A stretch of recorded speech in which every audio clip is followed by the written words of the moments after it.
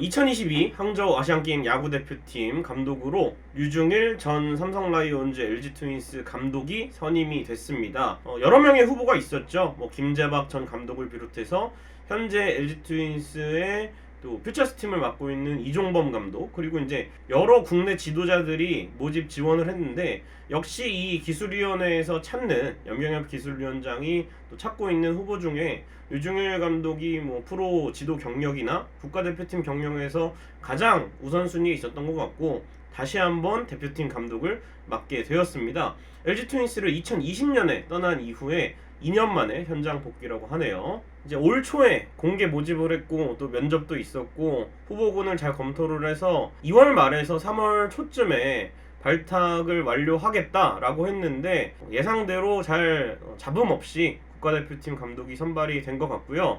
임기는 2022년 아시안게임 한 대회 가지고 하기 때문에 아시안게임 성적에 따라서 기술위원회와 감독이 그대로 갈지 혹은 또 전면 개편이 될지는 이 아시안게임 성적에 따라 달려 있습니다. 그래서 아시안게임 대회에 어쨌든 대만이 최정예가 아니라고 하고 일본은 여전히 실업야구 선수들 대학생 위주로 나오고 있지만, 그래도 이 대한민국 야구 아무리 U24 팀이 참가한다고 하지만 금메달을 따서 유망주들이나 지금 주축 선수들이 군대 면제를 받고 FA 기간 단축이라든지 여러 혜택을 받아야 나중에 이제 커리어를 쌓아가는 데 있어서 도움이 되고 또 야구 발전에 기여할 수 있기 때문에 준비를 잘 해서 상대가 어떻게 되든 우리는 우리의 목표대로 금메달을 따면 되지 않나 라는 생각이 듭니다. 그래서 류중일 감독의 커리어는 프로에서는 여러분들이 다 아시다시피 삼성 원클럽맨이었습니다. 1987년도 한양대를 졸업을 하고 입단을 해서 99년까지 삼성에서 활약한 원클럽맨이고, 이후에 삼성 코치를 거쳐서 2011년 삼성 라이온즈 감독으로 부임하자마자 4핏을 했습니다. 4연속 통합 우승을 달성했고 2015 시즌에 또 정규 시즌 우승, 정규리그 5연패를 달성을 했습니다만 한국 시리즈에서 두산에게 무너지면서 준우승을 했고, 2016년도에 주축 선수들이 좀 빠져나가고 삼성도 하위권으로 추락하면서 이제 명목상에 이렇게 기술위원직으로 올라가고 사실상의 이제 퇴임이죠. 그래서 물러났고, 이후에 LG 트윈스 감독을 2018년부터 맡아서 3년 동안 두 번의 포스트 시즌 진출 경험, 프로 감독 커리어의 끝이었습니다. 그래서 1년간 또 야인으로 잘 지내다가 2022년에 대표팀을 맡게 되었는데요. 대표팀 감독 경험 2차례 있습니다.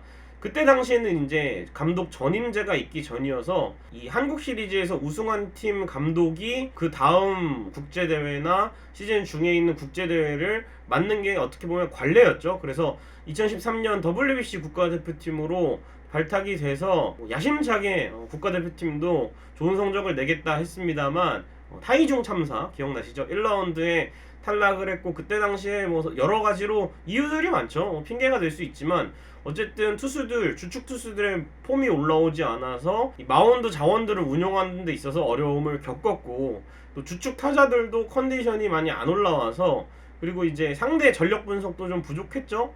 네덜란드에게 지고 이렇게 되면서 2라운드 진출에 실패를 하고, 또 이 와중에 이 김상수 선수의 또 구설수 태도 논란으로 인해서 여러 가지로 뼈아팠던 감독 커리어에 어떻게 보면 삼성을 맡으면서 잘 나가고 있었는데 이 WBC 타이중 참사가 좀 굉장히 오점으로 남게 되었고, 2014년 이 아시안게임 감독으로도 선발이 됐는데 이때는 좀 절치부심을 했던 것 같고, 이때도 선수 선발에 있어서 좀 문제가 있었던 경우들도 있었지만 결과적으로는 대표팀이 아시안게임 2연패를 달성을 했죠. 2010년 광저우에 이어서 인천에서 열린 아시안게임에서도 우승을 시켜내면서 어느 정도 본인도 명예회복을 했고, 이때도 사실은 쉽지만은 않았어요. 결승전에서 대만에게 좀 끌려갔던 그런 상황들도 있었는데 잘 이겨내고 역전승으로 우승을 차지하면서 감독 커리어의 국가대표 감독으로서도 우승을 경험했던 류중일 감독이었습니다. 그리고 이제 2022년 아시안게임 4연패 야구 종목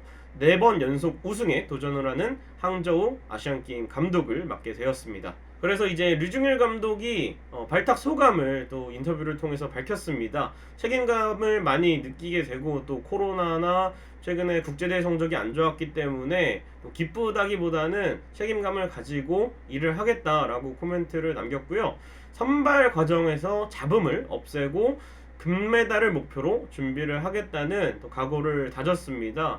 그래서 이제 류중일 감독도 워낙 이제 KBO 리그에서 감독 경험이 꽤 있는 감독이고 또 우승도 시켰던 감독이고 최근에 이제 LG 트윈스를 맡았잖아요. LG 트윈스를 맡으면서 삼성 시절보다 좀 더 단점이 좀 명확하게 드러나고 144경기 체제에 있어서는 우승에 버금가는 왕조 시절 때의 성적을 내지 못한 게 좀 최근에 아쉬움으로 남지만 워낙 경험이 많은 감독이라 본인도 이제 본인의 단점에 대해서 또 피드백을 하고 보완을 하겠죠. 그리고 코칭 스텝과 함께 잘 꾸려 나가리라고 생각을 합니다. 적임자가 아무래도 다른 감독 후보군에 비해서 오랫동안 현장을 떠난 감독보다는 그래도 적임자가 류중일 감독이 후보군 가운데선 적당하지 않나라고 생각을 해봅니다. 그래서 류중일 감독이 인터뷰에서 추가적으로 이 아시안 게임 와일드카드에 대해서도 이야기를 했습니다.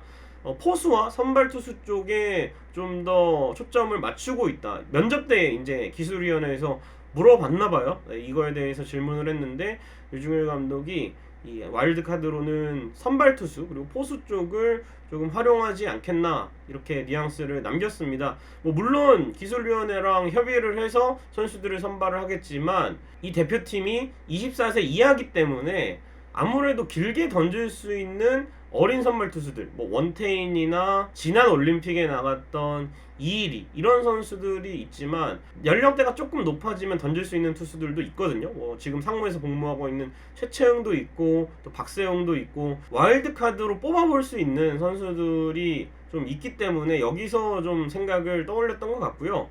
포수 자원은 거의 뭐 지금 연령대에 해당하는 선수들이 그렇게 눈에 띄는 선수가 보이지 않기 때문에 아마 포수 자원이 많은 삼성, 강민호, 김태군 둘 다 국가대표 경력이 있고 또 포수 자원이 넘치는 팀은 정규 시즌이 진행 중이지만 또 와일드카드로 뽑힌 선수들도 이 서운해하지 않아도 되는 게 어쨌든 아시안 게임은 연금 혜택이 있습니다. 금메달을 따면. 그리고 이 소속팀에 어린 선수가 금메달을 따면 군면제가 될 수가 있기 때문에 그거에 도우미 역할을 하기 위해서도 어차피 뭐 팀당 3명 제한이니까 여기에 한해서 와일드카드에 뽑히면 당연히 나가야죠.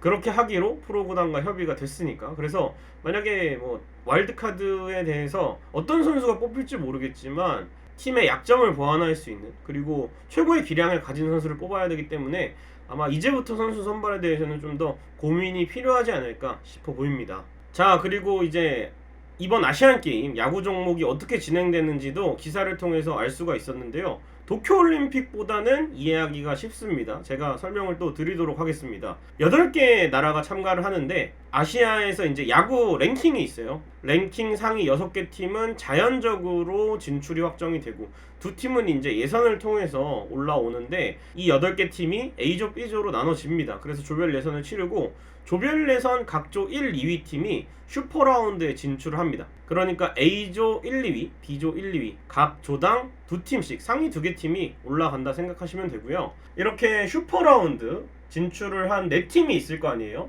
A조 1위로 대한민국이 올라갔다 치면 이 반대쪽 조 B조 1, 2위로 올라온 팀과 2경기를 치릅니다. 이해가 되셨죠? 그러니까 A조에서 올라온 팀은 B조 1, 2위 팀과 2경기를 치르고 B조에서 올라온 팀은 A조 1, 2위와 2경기를 치릅니다. 그래서 이제 성적을 합산을 할 텐데 그러니까 대한민국이 A조 1위로 진출을 하면 조별 예선에서는 당연히 A조에 편성됐으니까 A조 2위 팀과의 경기를 치렀을 것이고 또 슈퍼라운드에 올라와서는 B조 1위, B조 2위 팀과 경기를 치를 거 아니에요. 이렇게 3경기의 성적을 합산해서 이 슈퍼라운드 진출팀끼리 1, 2, 3, 4위를 나눕니다. 쉽게 말하면 슈퍼라운드 진출팀끼리의 맞대결 성적을 가지고 이 4팀 간의 순위를 매긴다 이렇게 보시면 되겠습니다. 그래서 합산 성적 1, 2위 팀이 결승에 올라가고 3, 4위 팀이 동메달 결정전으로 갑니다. 그래서 총 6경기를 치르게 될 예정이에요. 조별 예선 3경기, 슈퍼라운드 2경기, 그리고 이제 결승전 1경기를 치르면 금메달까지 6경기가 있거든요. 경기 수가 6경기지만 대회 기간이 그렇게 야구 종목은 길지가 않기 때문에 단기간에 6경기를 치르기 때문에 초반에 컨디션 빨리 끌어올리는 게 중요하고 사실 아시안 게임에서는 뭐 경우의 수를 따질 거 없이 당연히 전승 우승으로 해야 되고, 지난 아시안 게임에서도 첫 경기 대만한테 충격패를 당했습니다. 그런 것처럼 조별 예선에서 대만이나 일본을 만난다면, 그것도 첫 경기에 만난다면 확실하게 좀 우위를 가져가기 위해서 그런 팀들과의 경기가 좀 중요하다 보시면 되겠습니다. 그래서 이제 아시안게임 야구대표팀 감독까지 선임이 됐어요. 이제 예비 엔트리 뽑고 잘하고 있는 젊은 선수들을 상시 체크를 해야 되고, 또 아마추어 선수 가운데 웬만하면 프로 선수들보다 기량이 낮다고 평가를 하면 뭐 데려갈 수 있는 부분은 검토를 해서 데려가야겠고요. 그래서 여러모로 이제 코치진도 선정을 해야 되고 할 일이 많이 남았습니다. 이제 시작인 만큼 준비를 잘해서 이번 9월에 열리는 항저우 아시안게임 야구에서 대표팀이 명예회복을 하면서 아시안게임 4연속 우승, 4연패에 도전을 했으면 좋겠습니다. 여러분 고맙습니다.